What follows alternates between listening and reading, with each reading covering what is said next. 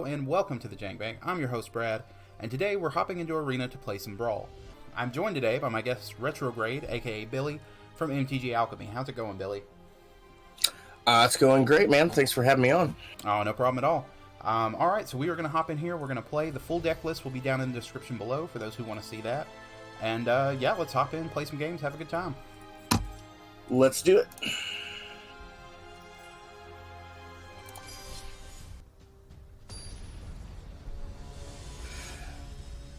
Oh yeah, this one. That actually might be a really fun commander to play with.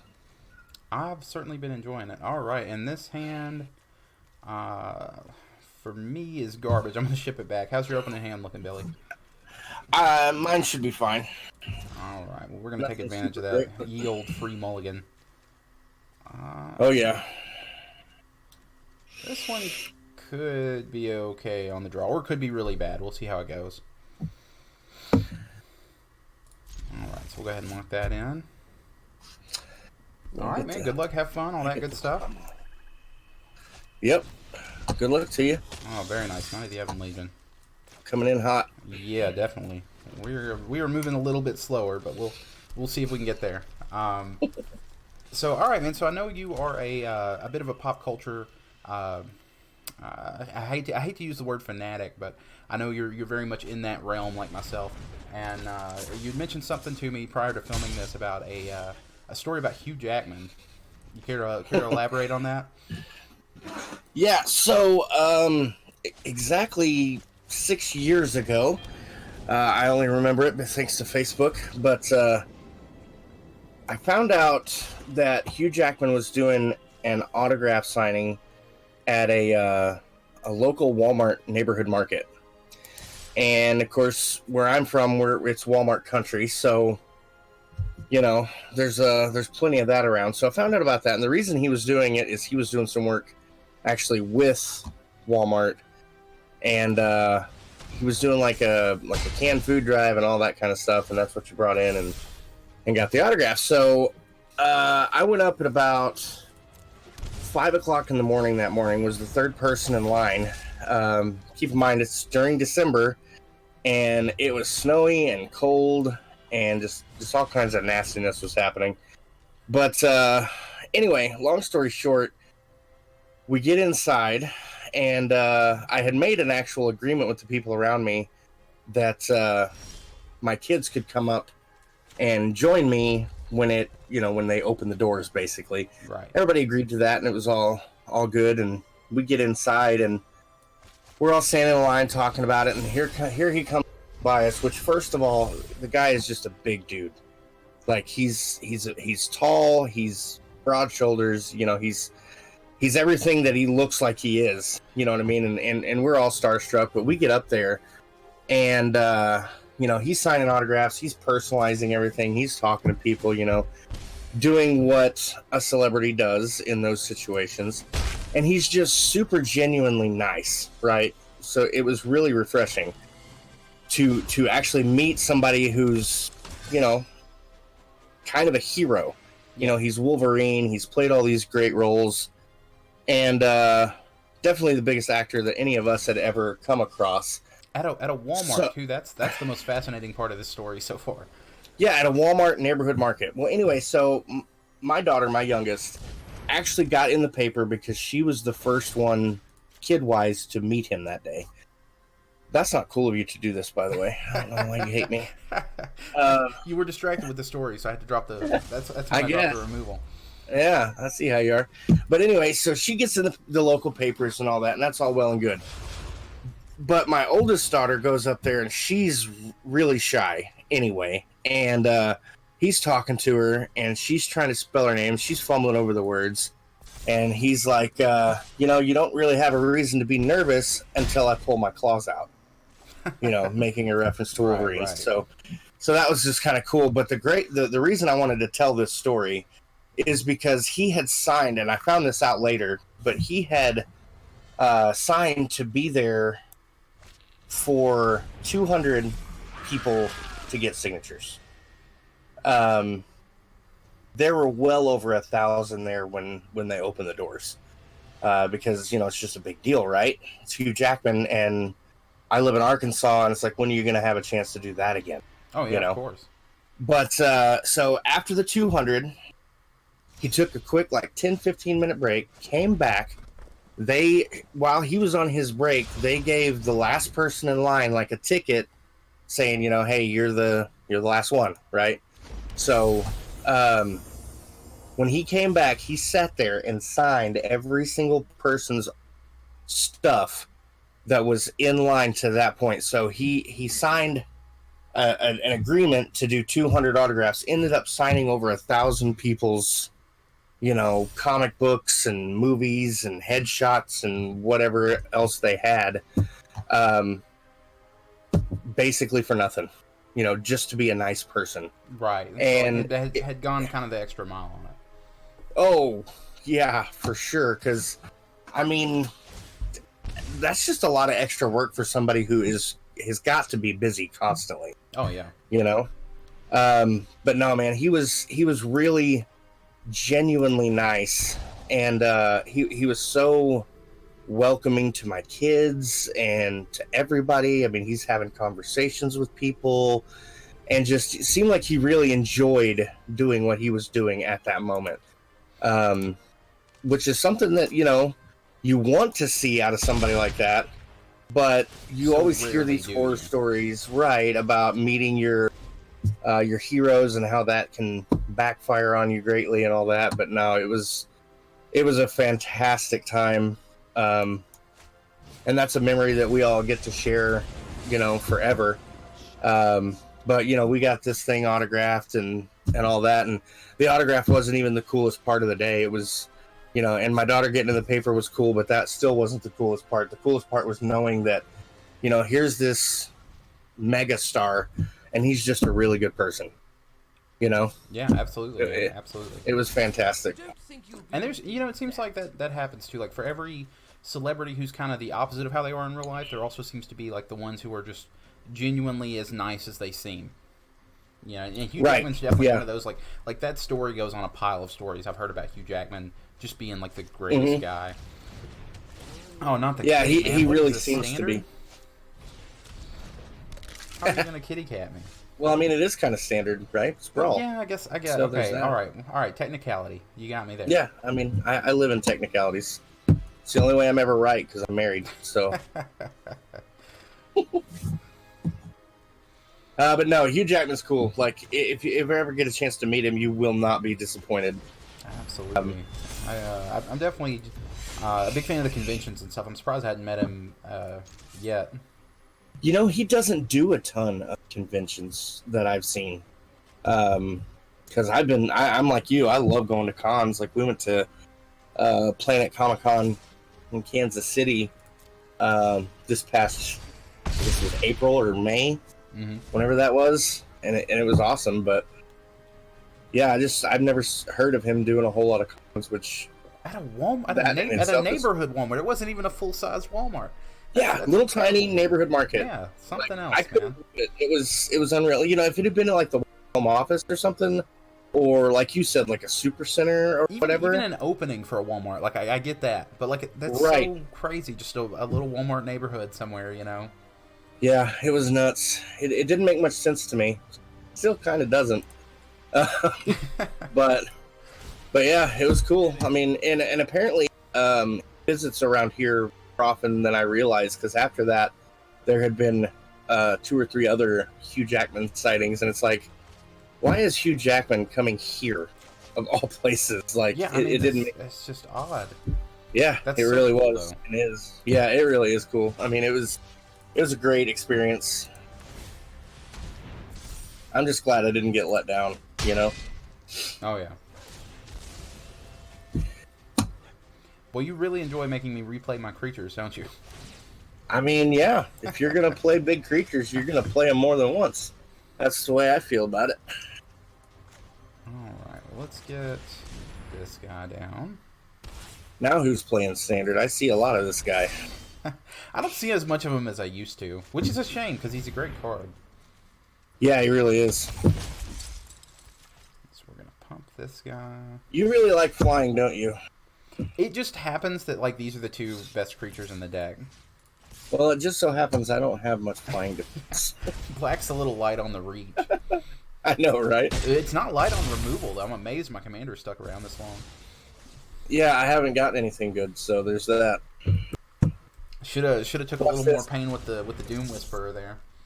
I guess. You know what they say? If you play a Doom Whisperer and you don't go to 1 automatically, you've failed to use your Doom Whisperer appropriately. You're not wrong. Oh, now I get a card that doesn't help. Yet again. Oh okay. Man, the discard. No, not my. That was my secret tech, man. I was gonna blow up the board and take all my creatures back. Hey. Let's see what this. Oh, weak. All right, so you know what? moving on to the topic check this of Magic. out. You're gonna wonder what. Okay, we gotta play. No, I had to exile something. Oh, okay. But you got me. I don't have what I need to. All right, so beat going you right now. I want to move the topic to Magic as much as I love Hugh Jackman. Yeah, right on. Let's. I mean, that's probably what people want to see and hear anyway. So. Oh yeah, definitely. We're Hugh Jackman 24/7. Just that's it. It's Magic and it's Hugh Jackman. That's our whole shtick. Right. So, moving on to Magic because I know you've been playing a little longer. What got you into Magic? Like when did you start? Kind of, how did that all come about for you? So I started around. So I started when Scars of Mirrodin, when that block was in Standard. Very nice. And I started because of my job. Believe it or not, I was working at a local place that deals in all kinds of different things. It's like you trade in video games, and it had comic books and toys. That's fascinating. So that was like an early job of yours doing that? Well, I mean, not real early. Yeah. I've always done retail, and I've always, that kind of stuff. Like you said, I'm a big pop culture fan, so working in a place like that where I get to deal with strictly nothing but pop culture was kind of perfect for me. For some reason, Arena has frozen on me. It's gotten a little lagged out on my side too. Continue on. Go ahead. Anyway, we'll get it sorted out. Yeah. But anyway, so I was working at this job, and I hadn't been there for real long, but I kept hearing these guys talking about this Magic the Gathering game, and just so happens one of my coworkers, who we became fast friends, he played it a lot, and he was the one that was talking. Okay, you got to explain to me what this is. He goes, I'd love to be able to tell you what it is. He goes, but the only way you're truly going to understand what it is if you play it. And I was like, okay. Now I'm intrigued, because it's like, okay, so this is not something that's just a super easy thing to learn about. So it piqued my interest when he said it that way. So we got together a couple of weeks later. He brought a couple of decks. We played a little bit. And the reason I wanted to learn about it beyond my curiosity was so I could do everything in the store. And that was the one thing I knew nothing about. That was a big part of the business at that time. Right. So me just having to know everything is what really got me into Magic. We played that. I fell in love. I spent entirely too much of my paycheck on Magic cards, and that's where the obsession began. So it came out of a job and spawned into probably my favorite hobby that I've ever done. So it was pretty cool. I like that. I was a '90s kid, and I grew up in shops like that. So, and for those who don't remember, in LGS nowadays, most of the time stick to something like that. They'll just do Magic the Gathering or something like that. There's kind of enough popularity, enough meat on the bone that they can do that. Back in the day, it wasn't like that. Your LGS was also a comic book store, and they sold models. One I played in for a long time, they did RC cars. They had like a dirt track out back where they would race the little RC cars. That's cool. You kind of had to juggle everything back in the day if you ran one of those shops. Yeah, and we weren't what you'd call an LGS, but we had a pretty strong Magic presence since there were two of us up there that really loved the game and and knew enough about it. And so, yeah, it's interesting how something so small as a couple of people having a conversation can just start this, big part of your life now, because now my life, besides my family, kind of revolves around magic. Oh, so, yeah, absolutely. Yeah. And Retro, also, for people who don't know, you're part of the MTGAlchemy team. So, Correct. For those who don't know, tell them a little bit about yourself and what you do and what the group does as a whole.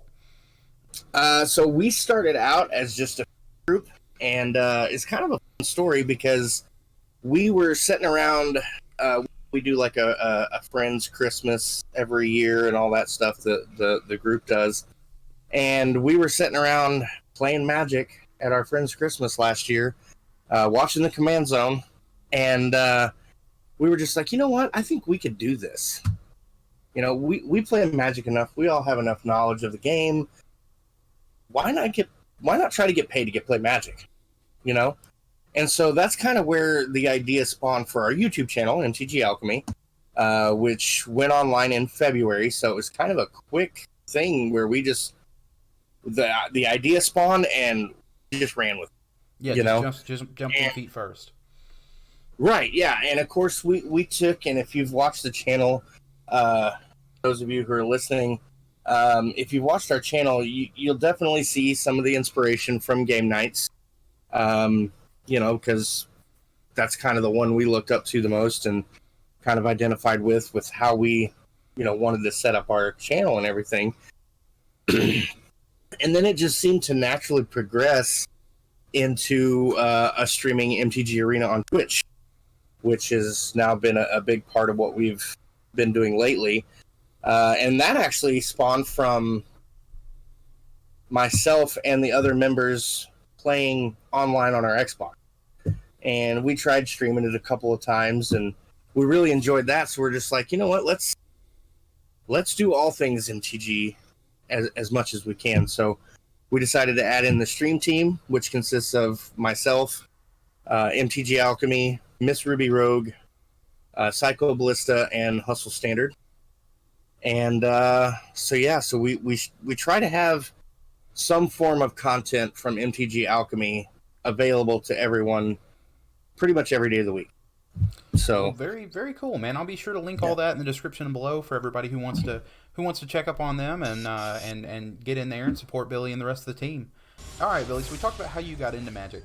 Having started that long ago, do you have a favorite set or a set you're partial to? So, if I had to pick a favorite set, I think I'd have to pick Dark Ascension. Ooh, that's a spicy one. I like that. Yeah, I like a lot of the tribal stuff that's in there. I like a lot of the mechanics that kind of happen in that. Plus, that was kind of the first set that I really started getting into deck building on my own. So I got to use a little bit of creativity with the set and all that. Plus, I just love zombies. As an archetype, I just love it. Oh, absolutely. So, that was also a first printing of the werewolves, if I'm not mistaken. Yes, and that was where I was going to go with next. Is I also really, really loved the that were in that set. So there was just a lot of real fun stuff. And then, vampires got a lot of boost out of that set. It was just I think it was just a really strong set overall. I just think it was a unique idea on their part to do sort of this like almost horror themed set. I mean, if I can call it that, it wasn't really like, it wasn't as on the nose as Eldraine, but it was definitely had its roots in that sort of horror centric stuff. What in the world are you doing this time around, man? There's an odd collection of Magic cards on the board right now. I told you, man, this is something I just threw together. It's basically Sir Konrad good stuff. I just whatever I wanted to throw in here. Yeah, that's sometimes that's just how I build. Oh, don't look at my things, man. I like my things. Oh, I'm gonna look at your stuff. Not my hands. Not my hand.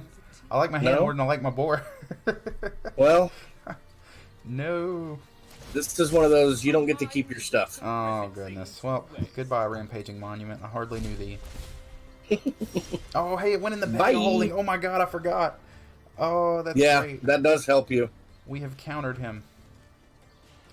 Let's see. What do we want to do? So we could do... What you want to do is just pass your turn. That's what you want to do. Not close, but no dice. I think we're gonna do this. Yeah, your deck is far more synergized than mine. You know how I built it actually, and this is kind of a cool story too for anybody out there looking to build a Brawl deck. I took the general like guidelines I used to build commander decks, and I reduced it by 40% because it's a 60 card deck as opposed to 100. So whereas a normal commander deck for me would have like 10 pieces of removal, 10 pieces of card draw, 10 pieces of ramp, I cut it down to I think it's 7. And then, you know, run your standard 23, 24 lands, and it's, you know, if nothing else, it's kept them consistent. Yeah, that's good. Yeah, I think that's one thing I need to do with this deck. I don't have enough removal, but what you gonna do? All right, so I think we are gonna press the advantage here a little bit. How rude.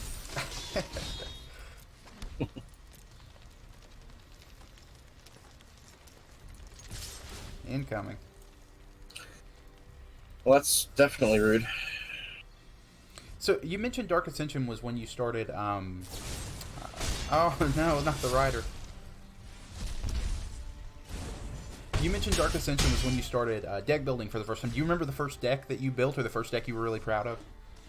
I do actually, because I still have most of the deck still around. You know, it was a Dimir deck, and it revolved around zombies, of course. And I'm sure everyone here who has been a Magic player for any length of time knows the Grimgrin, Rooftop Storm, Gravecrawler, Diagraph Captain loop, correct? Do you know the loop? I believe so. That was okay. That was definitely before came along before I played competitively, but so I actually definitely built heard that series of words before. Right. So I actually found that loop on my own while I was deck building. And so basically how it worked is Grimgrin, the Corpseborn, is a sack outlet. Mm-hmm. Gravecrawler allows you to cast it from the graveyard for, you know, if you control another zombie. Diagraph Captain causes target player to lose a life whenever a creature I control dies. And then Rooftop Storm allows you to cast your zombies for free. So with those 4 pieces together, and I know that 4 pieces is a huge combo, but this was back at a time when 2-piece combos just really weren't thing. Very much, you know? And so basically what you do is you just sack the Gravecrawler, you bring it back for free, sack it, and you just ping your opponents to death. And so I found that on my own, literally. So I was super proud of the fact that I had found a really good deck with a cool win condition on my own. And, you know, I told a lot of people about it, and they were just like, wow, or I'd show it off to them when I was playing a game with them or whatever. And so, yeah, that's it. And that's what got me into deck building being my favorite thing, because finding a new combo or a combination of cards, at least new to you, is always super exciting. And being a new player and having these more experienced players that you're playing against, like, so, you know, quote unquote, freaking out over what you just played is a really cool feeling, you know? Oh, yeah, absolutely. So it holds a special place in my heart. And that's, you know, that's a big part of, like, that. I sort of consider that the backbone of my channel is, and I'll go ahead and give you my first deck I really put together myself too. Yeah, there was no way I was letting that Konrad stick. You're gonna have to quit that. It's just all there is to it. Okay, that, I kid you not, that came off the bag of holding. Of course it did. Right there at the end step. Yeah, I did not have that in hand ready to go. That just came out of nowhere. And my goodness. Yeah, I'm toast. Yeah, that might do it. Yeah, no, that's it. I mean, there's no way I'm coming back from that. Crack it in. You know what? I'm not even gonna block. gonna let it happen. Oof. Resigned to my fate of getting angeled to death. Oof. So this deck came out so much better than I thought it would. But okay, so going back to the story, my first deck, because I started shortly before Return to Ravnica came out, and at the time I cannot remember the set all this stuff comes from, because Return to Ravnica is when I really started getting into the game. I started investing heavily in everything, but I did play around with some brews prior to that, and the deck I ran for the longest time, I called it the Jim Morrison, because the win condition was door to nothingness. And so it literally had doors in it. The doors. I love it. Yeah. And so it was an Axebane Guardian combo. You had Axebane Guardian, and the Defender's Fog Bank was legal in Standard at the time, which was a wonderfully annoying card. And we would get in there, and you had to have, I think, 3 Defenders plus him, and you would tap him. There was another card that would let you untap him for 3, so you were netting 1 mana of any color each time. It was an infinite combo. Right. And so you had like Door to Nothingness in there and a few other. I started throwing in some silly stuff towards the end of when I was playing it. Like I had the Nickel Bolus that was popular at the time that cost a bajillion mana, and all that kind of stuff. But that sort of spawned my love for janky decks, because it very rarely worked. I'd go like 1-3 at F&M. But the time it would work, the opponent would just be so blown away by it that I fell in love with that feeling, and that's carried me all the way to here. Weirdly enough, I didn't discover Commander until way later on. So I was doing all this in Standard up until about a year ago. But that was a big part of why I wanted to build the channel. But it was because in Standard I got so much hate for running those kind of decks, and I'm like, I mean, if you can't enjoy the deck, you can at least enjoy that I'm giving you an easier match. But people would get salty at you for running just a silly build, man. That they completely tear it apart. It wasn't like I was beating them or anything, but that was a big part of why my channel exists, because there's a lot of people like that who just like to build something fun or something off the beaten path, and they get talked down to for it, and I hate that. And so that was kind of a cornerstone of my channel. Yeah, and it's unfortunate that there are a lot of people that just don't let you, say don't let you, but they seem to get upset when you do something weird. Yeah. And I don't understand why. It's like, if you build what you want to build, man, have fun. Because, I mean, it's a game. It's a game. It's supposed to be fun. And playing the same deck as everyone else, for me, most of the time, is not a whole lot of fun. Absolutely. So I appreciate what you do as far as, trying to... Well, it's not just that. That was definitely an aspect of it, because that was definitely something that upset me, and I hated seeing other players go through that. But another thing was just, there are so many cards in Magic in general. The game's been going on for 25 years now, and there are so many cards and so many combinations and so many things left undiscovered that it makes Magic, on top of just a fun game, this really great creative outlet. And so few people really lean into that. And then so that's another thing, I encourage, just build something. Anybody could do what I do. It's just having the guts to see 2 cards and like, well, this sounds fun. Let's give it a shot. Yep. Yeah, and that's kind of how I've approached all my Brawl decks. It's like, what do I want to do that's just kind of fun for me? Absolutely. I'm not trying to be competitive with it. Now, I do have some decks in Arena that I'm, trying to climb up rank with or whatever, but most of my decks are just kind of what's fun for me. Now, Commander, that's a different story, because the MTGAlchemy crew, when we get together and play just against us, we get super competitive. So most of my Commander decks. Well, and a lot of play groups turn into a little bit of an arms race, and kind of, especially if y'all been playing a long time, have the means and resources and all that. That's definitely normal. You get a little power creep in there. Well, so I don't really have the resources that I'd like to have, but then again, who does? So, but yeah, no, we definitely get competitive. I will say this: playing Commander with this group of people as often as we play has certainly turned me into a far better Magic player. So I am thankful for that. Good stuff, man. Y'all seem to always have a good time too. I love tuning into y'all's streams. If I'm working on something and it's sort of, if I'm writing a script or something that I can multitask with, I'll usually put you guys up. I'll catch one of your streams or something like that, just because it seems like y'all always have such a good time together. You can tell y'all been friends for a long time, and that chemistry is really fun to watch. Well, thank you. I appreciate that. We try to just be ourselves, you know. Some with the camera around though, as you know, you still kind of think about it a little bit in the back of your mind, and so you tone down pieces of your personality, which is probably a good thing because salt can get out of hand sometimes. So. Oh, you get a broken deal, and all of a sudden the entertainment gets a little more serious. Right. Yeah. And unfortunately, that does happen. So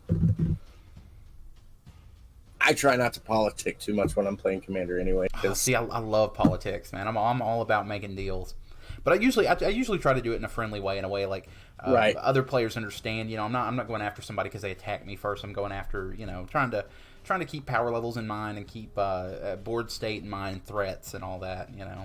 Yep, but that's when I will politic, is if I can handle a threat, but that threat necessarily doesn't affect me, then I'll make deals. Be like, I can take care of that if. What are you going to do for me if I help you? Exactly. Kind of a thing. I can help and I do those sometimes, but help advance everybody here. But most of the times at a cost. Right. Yeah. Yep. Exactly. Opening hand looks decent.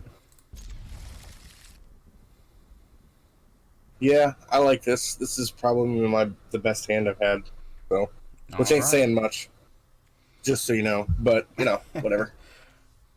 See, and that's the other thing too. I like to win at Magic, but it's not my number one goal. Oh yeah, absolutely. In this though, I feel like you are more focused towards winning, but just because of the limited card pool in Brawl. And that's something I want to bring to this eventually also is doing the friendly Brawl, or historic Brawl is what I like to call it, where you can run the older sets. Because right now, oh man, turn 1. Weak. No, Tad. Well, I mean, it could be worse. Yeah, it could be worse. But that's something I want to bring to the show eventually, is that historic. Because right now, it only gives you access to a few more sets, which even that's a big pool. What do we got? 4 sets right now? Yes. Something like that? Yeah, because we've got 5. Because we've got both Ravnikas, we've got War. Well, no, I mean as far as stuff that's rotated, like stuff that adds in. Yeah. We lost a lot of cards. Yeah. Well, I mean, Amonkhet and all that, they aren't accessible in the game anymore, but I think you can go as far back as Dominaria or something still. It should be Ixalan. Yeah. Because can't you still play dinos and stuff? I think so. I hadn't looked at. I honestly didn't even know it was something you could do until fairly recently. Yeah, that's fair. I didn't, because I'd heard about it, but I didn't know what was going on with it or any of that kind of stuff. So I think I saw a Pixie Kitten doing it one night, and I was like, "Oh my god, this works! That's insane." And they didn't really advertise it all that well that you could do friendly Brawl. Right. Yeah, and they really didn't, and I don't get why they want to only do it on. But I mean, we can always direct challenge, so I guess that's a good. Yeah, the Wednesday thing is super weird. Don't even get me started on that, because that's such an odd decision to me. It really is. It just doesn't make much sense. But somebody smarter than me probably came up with that idea. So somebody definitely who makes more money. Definitely someone who makes more money. I guarantee you that came from way up the chain. Oh yeah, probably. Oh no, you monster. Look who's talking. Angel of Death. Jeez. That's what. And then I play a Leyline turn 0 last turn. This deck is called the Coat of Rienne Colors, which isn't even how you say it. I just wanted to fit the pun in there. I'm gonna have to change it to Death from Above if I get any more flyers next set. Oh man. What are you thinking about what you've seen out of Theros so far? Well, so far we haven't seen a lot, but I like the returning mechanics and stuff.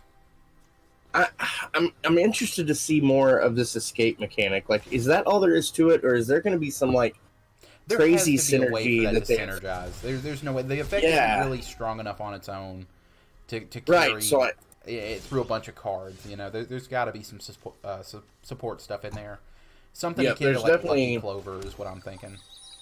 right. Yeah, exactly. Yep. Because Lucky Clover, man, if you run adventures, dude, that card just goes. Like it's such value Absolutely. out of it. And in fact, I built a deck that I call Adventure Time. That's based around Lucky Clover and Edgewell Innkeeper with adventure cards.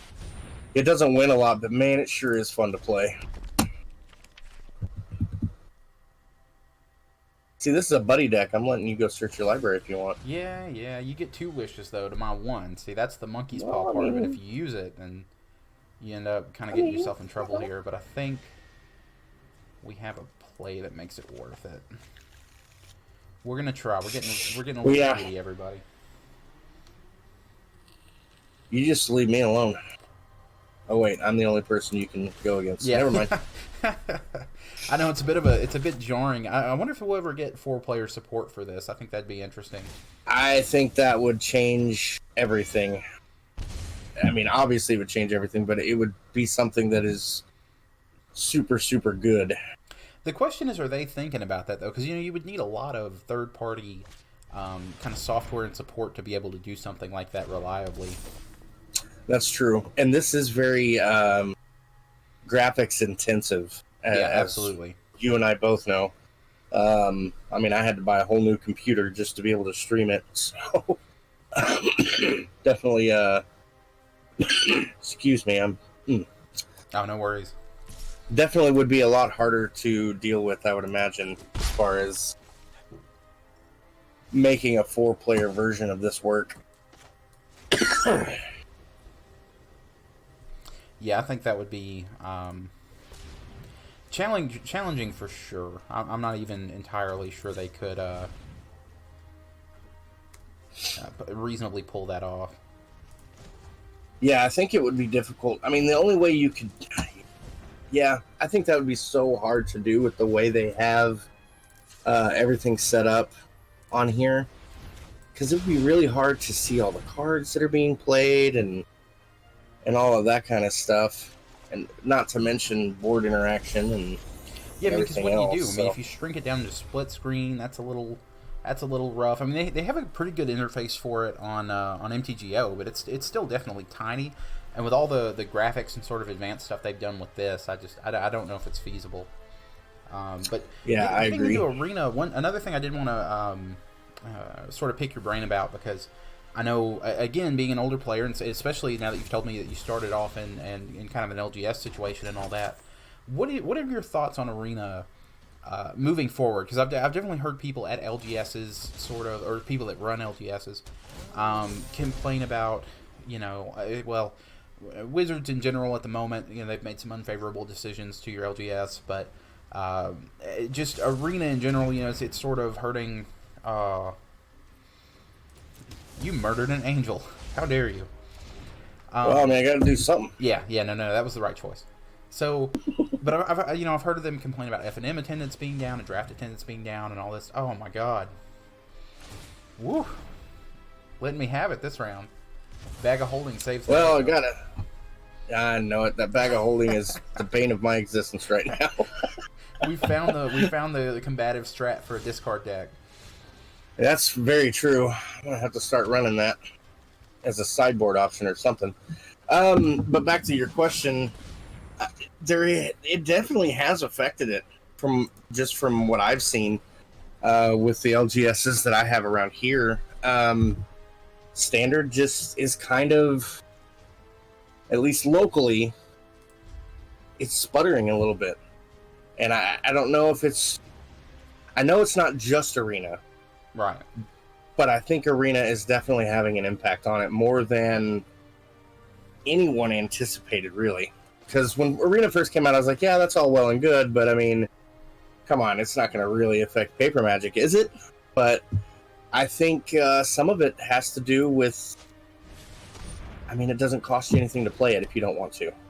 Yeah, and it's and as far as in-game economy goes too, because I'm a big gamer too. You mentioned Xbox earlier. I've been a PS4 gamer pretty much since it came out, and one thing about in-game economies, as far as that goes, Arenas is very fair. Arena has a great in-game economy. Yeah, because I mean, you don't have to pay any money to enjoy playing the game, and I do love that. Well, now up until the Brawl event, which upsets me quite a bit, but we'll leave that for another time. Yeah, that upset a lot of people, and I'm just glad we got that Game Awards after party out of the deal. So because that cool. There was nothing like dropping a turn 1 Black Lotus, you know, because that's a card I've never played with, and I'll probably never get to play with, but I got to do it at least once. So even if it was digitally, it was awesome. All right, look. We're going to have to talk about you playing all these angels all the time. That's actually a nice little card to keep on top there. I have a kitty cat, and you have angels. This doesn't seem fair. Let's see. Do that. So it doesn't really do anything for us right now. I think we're good there. Yeah, I mean, you know, I was kind of upset about it at first. Here in the past several months, just seeing how much they're pushing it and how events are being moved onto Arena and that kind of stuff. As somebody who grew up in those LGSs, and I love those places to this day, I'm still in some kind of game store once a week, you know. Oh, yeah, me too. Sure. I love places like that, and it's really upsetting to see, you know, them missing out on money. Or I've had several around here shut down, and I'm in the Nashville area, man. We're booming right now, and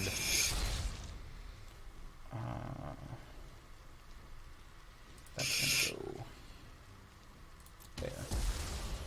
there. You know, we're booming right now, and these little stores still can't stay open hardly. So it's frustrating on that level, but at the same time, I was talking to it with a buddy of mine, and we're both, you know, we're both dads. He's got several kids. I've just got the one, but we were talking about it, and you know, it's convenience. It really is, and that kind of, I think it's okay to sort of feel bad about it, and at the same time, understand that it's okay to feel bad about it. You know what I mean? Right. And I don't think Arena is going to ever do away with paper Magic.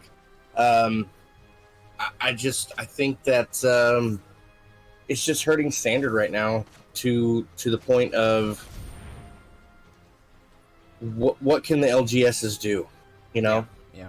And you have to wonder if the secondary market's effect on Wizards has anything to do with them pushing for Arena so hard. I mean, I realize we live in a digital world. Everything's moving in that direction. But the, pun intended, the magic of the game is being able to sit down at a table with your friends and have a good time doing something that you all enjoy together. And well, see, to play devil's advocate to that point, though, now we have a friends list. You know what I mean? And Discord is prevalent, so you can sit in here and chat like we're doing now, you know? And that's what me and this buddy of mine were kind of talking about, is we're both sort of busy guys, you know, and he's got a career and everything to think about, and we meet up for Commander, and we usually get in, you know, I'd say about once every 2 weeks. Here with the holidays, once a month. But we can hop on Arena literally any time and play, you know, and he can fit that into his schedule and everything else, and that's great, you know. That leads to people playing the game more, which at the end of the day is what you want, you know. That's what they want, that's what we want, is to be able to play more Magic. And so I think it's okay to still have those thoughts about it, where, like, yes, it's upsetting that this is causing all these side effects, and at the same time enjoy it because it lets you play the game more frequently. Yeah, absolutely, I agree. Like, one of my favorite things about Arena is if I have nothing going on for, you know, 30 minutes and whatever, and my friends are busy, I can just hop on here and play a few games, you know. So there's definitely a lot of great things about, like you said, the convenience aspect and all of that. It's just, I'm like you, I just kind of feel a little bad for the small LGS that it's hurting their business a little bit, you know, because that's their livelihood. So and I'll always support LGSs, but hands down, Arena is super fun. So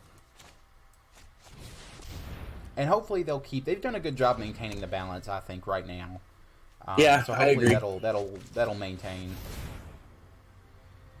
Well, I mean, you don't want to do anything to, lose a large portion of your core customer base, which is, the old timers like you and I who've been doing paper for so long, like I'll never stop playing paper Magic as long as it exists, you know.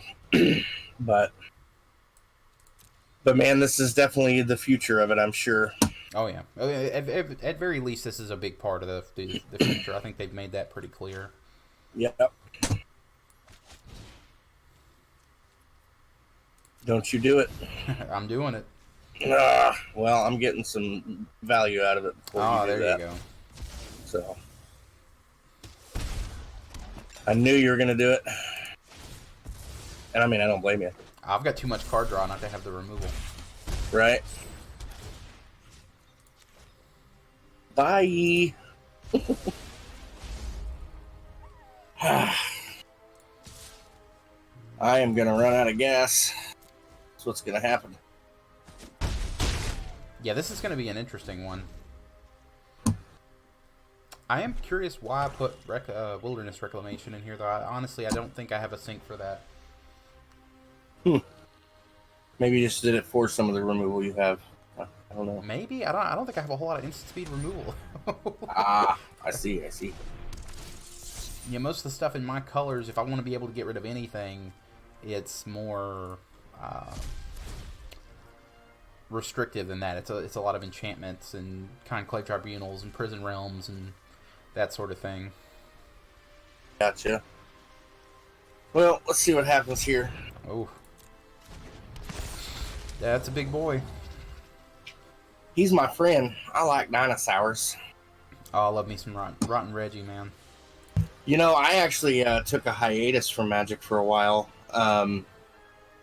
And Ixalan, when I saw that dinosaurs were coming into Magic, that's what actually got me back into playing, with the newer sets and stuff like that. So, thanks to, an extinct creature pulled me from extinction from Magic. So, kind of poetic. That's fascinating, man, because actually I sort of went the same way. I started getting really, really heavily back into the game when, about 2 weeks before Ixalan came out. It's odd how dinosaurs have this way of bringing us all together. I mean, what kid... Would you stop messing with my stuff? Let me play with my cards, man. You're killing me. I'm gonna get some value out of it, too. Hey, as long as it's gone at the end of all this. I guess.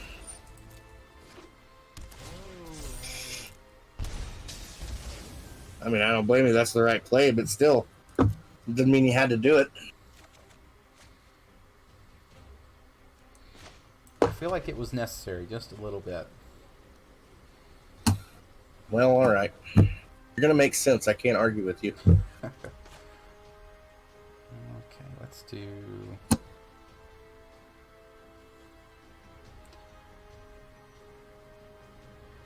Yeah, this feels pretty good. Yeah, if you're on your end of it, it feels pretty good.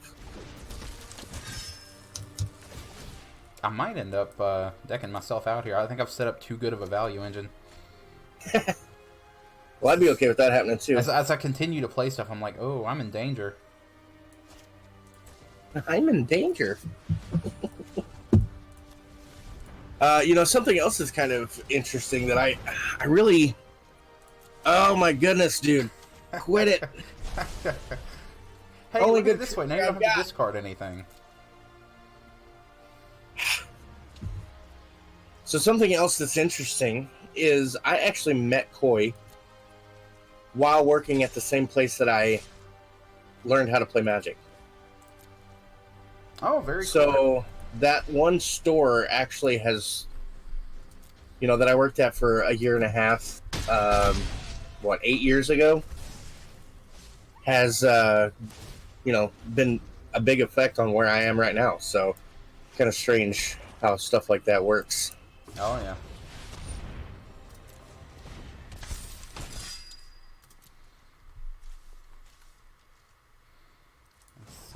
Let's bag of holding. The risk of decking out has never stopped me from going for broke before. Today will Yeah, not me be the neither. day. That. Ugh, you and your buffs. Yes. Yeah, your deck is far better than mine, sir. Which is fine. I genuinely, you know, I haven't played with it a whole lot, but now that we're really getting into it, I'm enjoying myself quite a bit. Oh, and this is why Wilderness Rec is in here. Okay. Oh, you found it. That's Yep, I found terrible. the sink. Yeah. Let's go. Seems pretty bad for me. We want to lose that. We're gonna take it easy on you. We're just gonna get in with the flyer. Oh yeah, just something I can't do anything about right now. That's cool. See how you are. And yeah, I really need to look at this deck and figure out how to. Oh, Conrad's a great actually commander in build here. Don't a get me beef. wrong. Oh, I love Konrad, but he's not doing me much good right now. Honestly, Let's I'm not even see. sure if you can. Monocolored decks might be kind of weak in here. I haven't done a whole lot. They with that. really Most of mine are, have been from what 2 I've and 3 seen. color. Just the pool's so limited. I can only imagine how hard that is to sort of get everything put, especially with ramp. Oof. Maybe green Yeah, would be okay. yeah. I could see mono green doing all right. You're right. Mono green would probably be the best monocolored option at this point. Oh, I'm excited for this next turn. Are you? I am. That means I'm probably not going to be. That's what that means. I was wondering why I put that in here. Like, there had to be a reason to have Wilderness Reclamation in here other than just it's a fine card.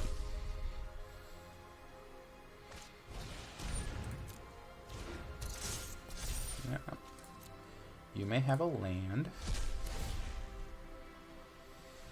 Into the bag of holding.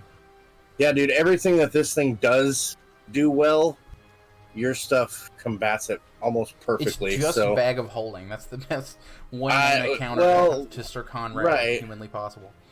Yeah, and you have flying, and that's the biggest creature weakness for this deck. Yeah, I definitely should have played a different deck. We should probably just we'll synergize refilm better next everything. time. This is episode 1.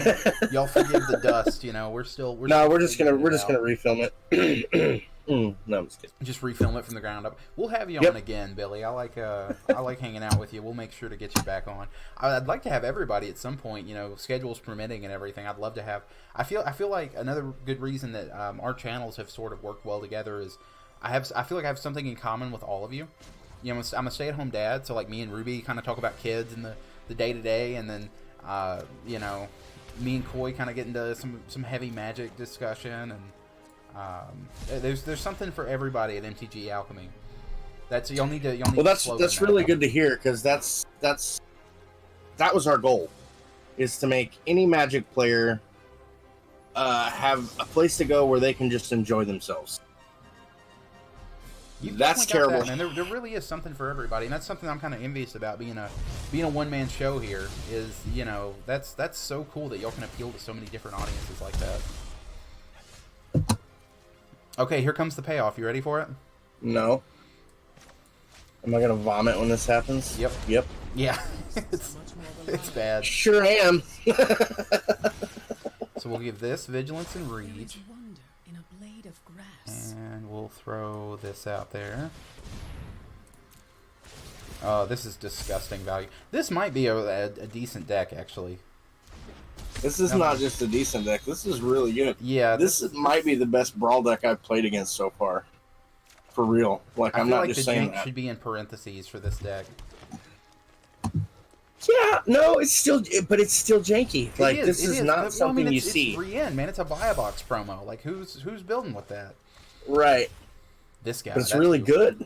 Like, I'm impressed. I mean, I'm sad, but I'm impressed. Yeah. So much is happening. I have one creature, and look at what you're doing. Look at this. It's unbelievable. I saw an opportunity to go off, man, and I had to. Dude, that's unbelievable. No, dude, I'm not off the power. And for those who want to see him, the deck list will be in the comments section of this. Yeah, you don't need to see mine because it's terrible. So don't even look. Don't even waste your time. Just look at his, because his is awesome. And shebang. This is what they call overkill. Oh yeah, for sure. You should see how small the cards are on my screen right now. Oh, dude, they're tiny on mine too. Like they're super tiny. I'm just gonna let it all come through. I'm gonna see how much damage you did to me. Holy moly, man. that's unreal. There you have it, folks. Rienne, pretty decent Brawl.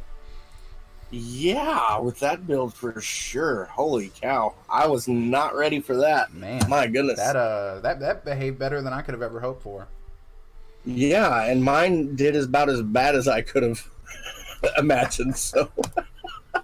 All right, and that's going to do it for today's episode. I'd like to thank Retr0grayed, aka Billy, for being here. Thanks again, Billy. Oh man, thank you for having me. I had a good time, even though you decimated my deck. But yeah, we definitely need to work a little more on the power. I didn't realize there were power levels in Brawl. We're gonna have to go over that a little more for round 2. But there will definitely be a rematch at some point. Absolutely, sounds good. Yeah, if you guys would like to see Decklist, we've got those in the description. I'll also link all the stuff so you guys can go check out Billy and MTGAlchemy and all those people. Great group of people, great friends of the channel. Be sure to check them out. Everything you need will be down in the description. My Discord, their Discord, all that good stuff. Be sure to check it out. And we'll see you next time. And until then, stay janky.